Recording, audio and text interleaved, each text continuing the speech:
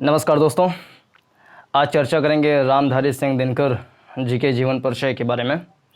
इसके पहले महादेवी वर्मा और अन्य लेखकों का जीवन परिचय इसी चैनल पर अपलोड किया जा चुका है। ये अगला उसी में से जीवन परिचय है और ये कक्षा 12 के सिलेबस के हिसाब से है, जिसमें आपका चौथा प्रश्न होता है जीवन परिचय से संबंधित। उसमें भी 2 प्रश्न होते हैं, एक लेखक का जीवन परिचय लिखना होता है, एक कवि का जीवन परिचय लिखना होता है। दोनों का जीवन परिचय 80 शब्दों में लिखना होता है, 5-5 अंकों के लिए निर्धारित होता है।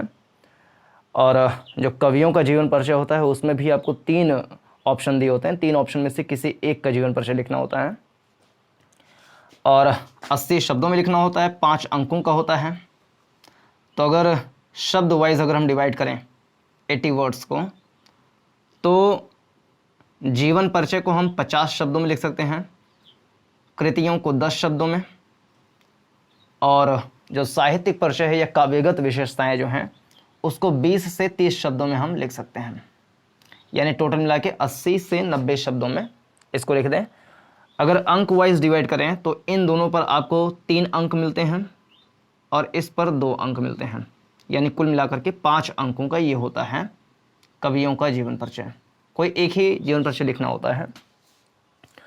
तो रामधारी सिंह दिनकर जी के जीवन परिचय में पहले इनका जन्म समझ लें।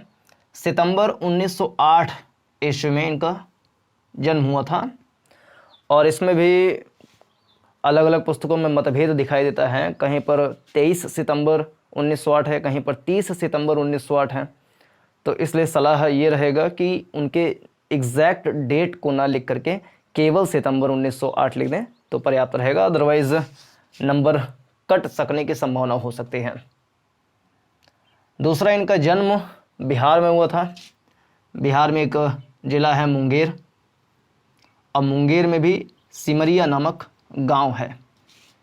इसको मैप में भी देख लेते हैं कि यह स्थान कहां पर है। तो सिमरिया को अगर मैप में देखेंगे तो बिहार जाएंगे। बिहार में भी गंगा के किनारे मुंगेर एक ज़िला है।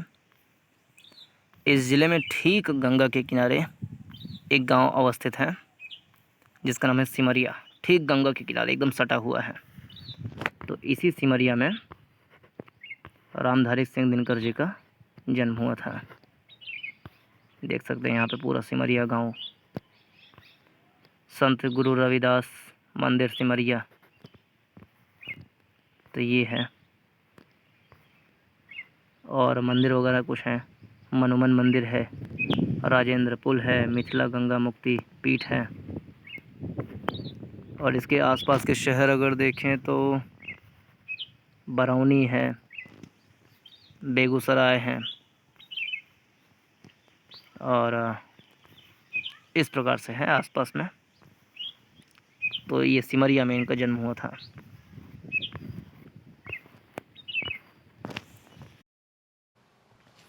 इसके बाद इनके पिता का नाम है श्री रवि सिंह। रवि मतलब होता है सूर्य और दिनकर मतलब भी होता है सूर्य।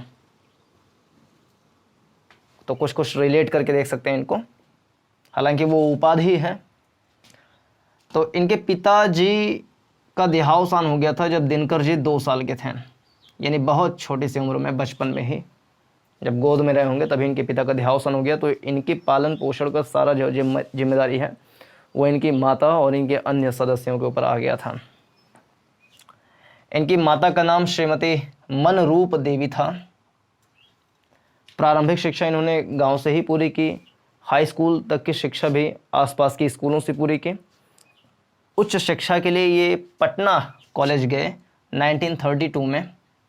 इन्होंने बीए भी कंप्लीट कर लिया पटना कॉलेज से, और 1932 से लेकर के 1934 तक ये एक अध्यापक के तौर पर काम किए 2 साल तक, लेकिन उसके बाद उसको छोड़ दिए। और उसी समय स्वतंत्रता आंदोलन भी ये सब चरम पर था ही। और जब इसको ये छोड़े तो एक जर्नलिज्म से रिलेटेड ऑर्गेनाइजेशन में ये काम करने लगे, लेकिन वहाँ पर ये सरकार के खिलाफ भी बहुत सारी कविताएं और इस प्रकार की जो रचनाएं करते थे।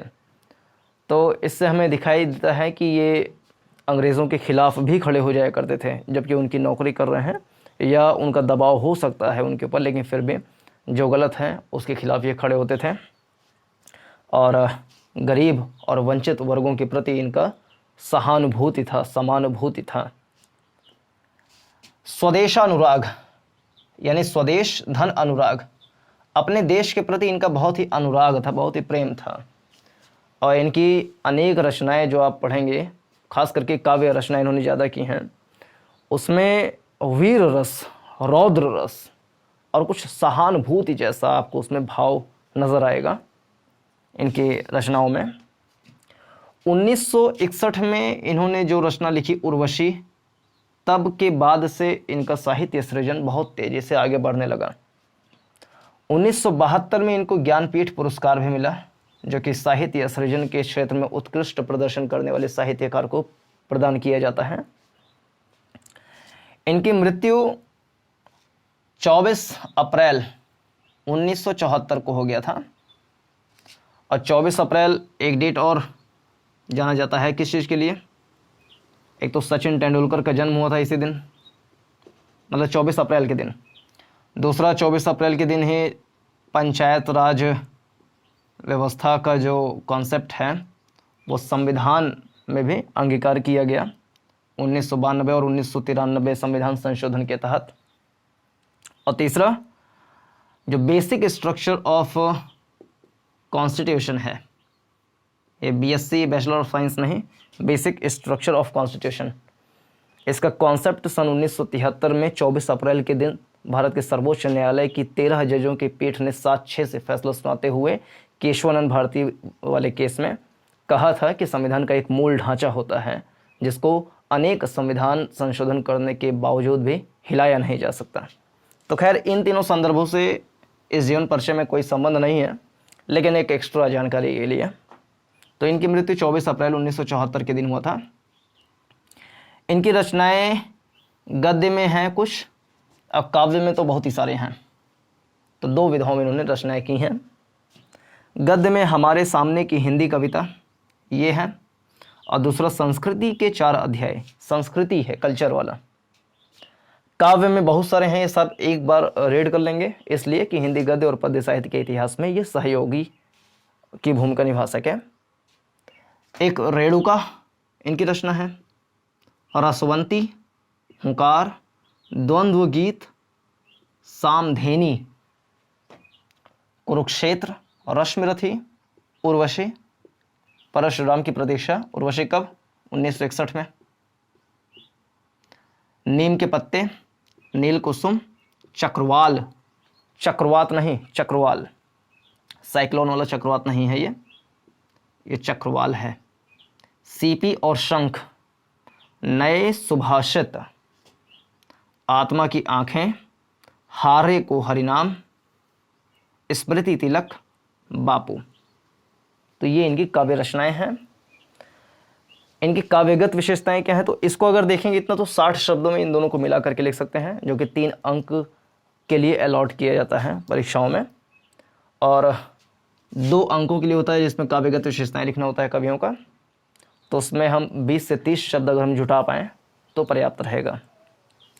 तो पहला ही उसमें ये लिख सकते हैं, भाषागत जो इनकी विशेषता है, काव्यगत विशेषताओं में भी जो भाषा शैली इनकी है वो व्यावहारिक भाषा है। व्यावहारिक भाषा मतलब इन्होंने तत्समय शब्दों का प्रयोग किया है।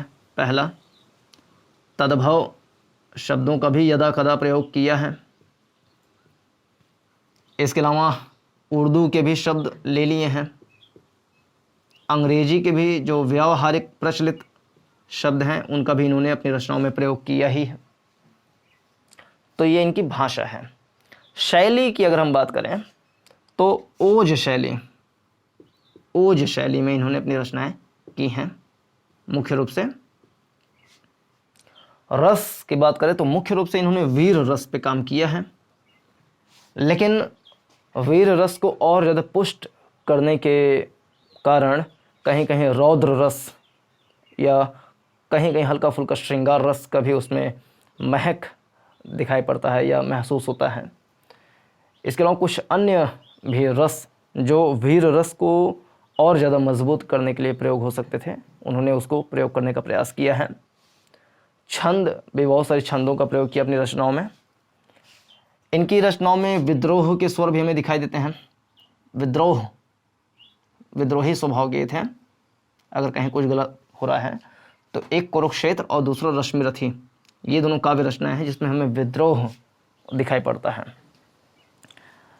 परशुराम की प्रतीक्षा इन्होंने 1962 में लिखी थी। ये काव्यगत विशेषताओं में इसको भी लिखेंगे कि परशुराम की प्रतीक्षा 1962 में उस समय इन्होंने लिखे जब भारत और चीन का जो विवाद है, यानी कि युद्ध कह सकते हैं, इंडो चाइना वॉर जिसे बोलते हैं 1962, वो हुआ था। उसके पश्चात इस रचना को लिखा गया। ये देशभक्ति जगाने के उद्देश्य से था। और एक रचना है इनकी नील कुसुम, इसमें हमें आशावाद दिखाई पड़ता है कि आशावान रहें, हमेशा निराश ना हो, इस प्रकार की बातें। तो ये इनकी कुछ काव्यगत विशेषताएं हम दिखा सकते हैं। तो इनके जीवन परिचय में मुख्य रूप से इतना ही हम अगर लिख दें 80 शब्दों में तो पर्याप्त रहेगा। इसके बाद अन्य जो कवि हैं उनके जीवन परिचय आपको मिलते रहेंगे। इसके पहले भी कुछ लोगों के जीवन परिचय हैं इस चैनल पे। तो सभी इस प्रकार की वीडियोस प्राप्त करने के लिए चैनल को सब्सक्राइब कर लीजिए, अपने साथियों के साथ शेयर भी कर दीजिए, वीडियो को लाइक कीजिए। पूरा देखने के लिए धन्यवाद। नमस्कार, जय हिंद।